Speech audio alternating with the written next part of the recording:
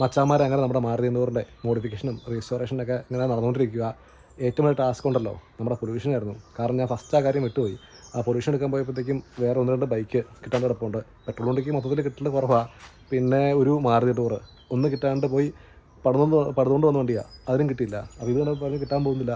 നമ്മൾ ചുമ്മാ നോക്കിയേക്കാൻ പറഞ്ഞു. പക്ഷേ ഫസ്റ്റ് തന്നെ എടുത്തപ്പോൾ നമുക്ക് പൊല്യൂഷൻ കിട്ടി കേട്ടോ. അപ്പോൾ തന്നെ പകുതി സമാനമായി. അല്ലെ പിന്നെയും വണ്ടി വർക്ക്ഷോപ്പിൽ കൊണ്ടുപോയി പണിയേണ്ടി വന്നേനെ. അപ്പോൾ എന്തായാലും പേപ്പറൊക്കെ ഓക്കെ ആയി, പൊല്യൂഷൻ ഓക്കെ ആയി, പിന്നെ ഇൻഷുറൻസ് ബാക്കിയെല്ലാം ഓക്കെ ആയിട്ടുണ്ട്. പിന്നെ വേറെ ടാസ്ക് വന്നെന്ന് വെച്ച് കഴിഞ്ഞാൽ നമ്മുടെ വണ്ടിയുടെ പെയിൻറ്റ് ഇപ്പോൾ മാറ്റാൻ പറ്റില്ല. ഇന്നാണ് ഞാൻ അറിയുന്നത്. ഇന്ന് ഞാൻ മറ്റേ പൊല്യൂഷൻ റിനോവേഷൻ്റെ പേപ്പറൊക്കെ ശരിയാക്കാൻ പോയപ്പോഴത്തേക്കും വണ്ടിയുടെ കളർ ഇപ്പോൾ ചേഞ്ച് ചെയ്യാൻ പറ്റില്ല. ഇപ്പോൾ വൈറ്റല്ലേ, ഈ സെയിം കളറിൽ ഇപ്പോൾ ടെസ്റ്റ് ചെയ്യാൻ പോയിട്ടില്ല വണ്ടി.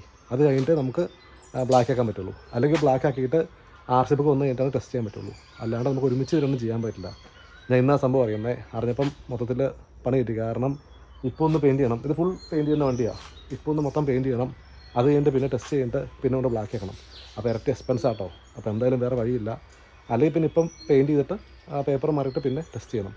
അപ്പോൾ അതിനുള്ള സമയം നമുക്കില്ല. കാരണം അടുത്ത മാസം ടെസ്റ്റാണ് ഇവിടെ. അപ്പോൾ ഇന്നെന്തായാലും നമ്മൾ പാച്ച് വർക്ക് ചെയ്യാൻ പോകേണ്ടി ഇവിടെ. അപ്പോൾ കഴിഞ്ഞ ദിവസം വണ്ടിക്ക് പണി വന്നത് മറ്റേ ആ ലീക്കിലായിരുന്നു. ആ ലീക്ക് മാറ്റി അതിനങ്ങാണ്ട് 350 രൂപയുള്ളൂ. പിന്നെ സ്റ്റാർട്ട് ചെയ്യുന്നിടത്ത് കുറച്ച് പാടായിരുന്നു. അത് നമ്മുടെ സെൽഫ് മോട്ടർ കംപ്ലൈൻ്റ് ആയിരുന്നു. അതിൻ്റെ ബ്രഷ് മാറി. അതിനിപ്പോൾ 600 രൂപയുണ്ട്. അപ്പോൾ ബാക്കിയെല്ലാം പണി കഴിഞ്ഞാൽ പണിയൊന്നും ഇനി പെൻഡിങ് ഇല്ല, എല്ലാം ഓക്കെ ആയതാണ്. ഇനിയിപ്പോൾ ഉള്ളത് പാച്ച് വർക്കാണ്. അത് കഴിഞ്ഞിട്ട് പെയിൻറ്റിങ്. അപ്പോൾ പാച്ച് വർക്ക് നമ്മൾ ചെയ്യാൻ പോകുന്ന തൊട്ടടുത്ത് തന്നെ ഒരു വർക്ക്ഷോപ്പിലാട്ടോ. അപ്പോൾ നമുക്ക് പോയി നോക്കാം കേട്ടോ. എത്ര രൂപയാവും എന്തൊക്കെയാണ് നമുക്ക് ചോദിച്ച് നോക്കാം. ഈ പൊല്യൂഷൻ മെയിൻ സാധനം കേട്ടോ. ഇത് കിട്ടാൻ കുറച്ച് പാടാണ്. ബൈക്കായാലും കാറായാലും പെട്രോൾ വണ്ടി പഴയ വണ്ടിക്ക് കുറച്ച് ടാസ്ക്കാണ്. പുതിയ B6 വണ്ടികൾക്കും അതേ ബൈക്കിന് കിട്ടാൻ പാടാണ്.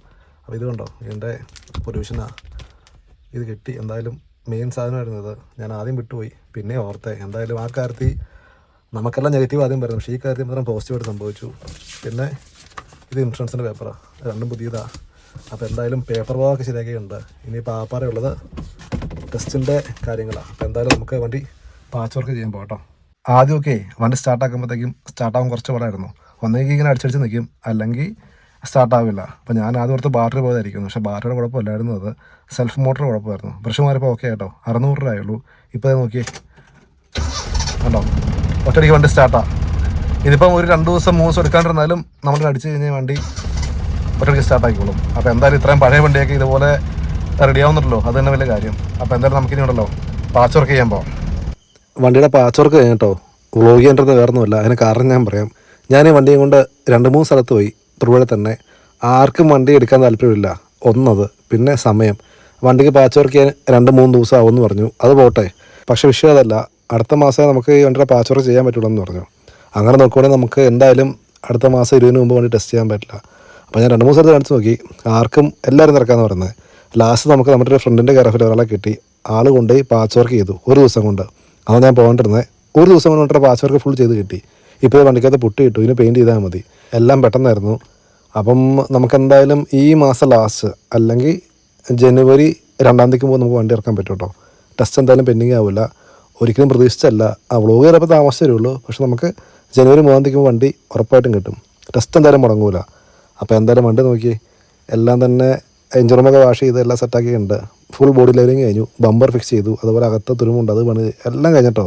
എല്ലാം എന്താ പറയുക, 1 ദിവസം കൊണ്ട് കിട്ടി. നമ്മുടെ 2-3-4 ദിവസം വേണമെന്ന് പറഞ്ഞതാണ്.